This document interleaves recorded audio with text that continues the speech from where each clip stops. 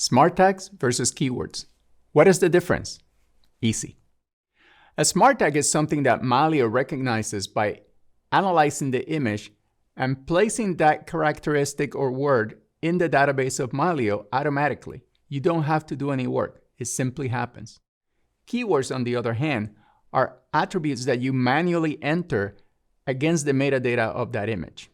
Let me show you. In this image, I have a photo of a macaque monkey. Notice that in the information panel under the Smart Tag section, Mylio already recognizes that there's an animal here, it is a monkey, and it is a macaque.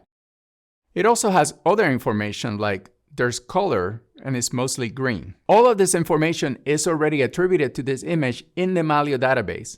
By clicking the check mark next to any one of these attributes, I can escalate those to be a keyword. So I can check mark the word monkey, and now that has gone from being a smart tag, which was automatically found by Mylio, to being a keyword. Smart tags are very useful for finding images in Mylio.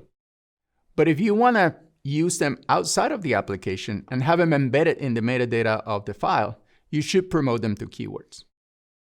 We never promote smart tags automatically because we want you to corroborate that what the information the computer found is accurate and represents what you think is in that image. Remember, you can add any keywords you want. So in this case, if I wanted to also add the fact that this photo was taken in Singapore, I can add that manually as a location.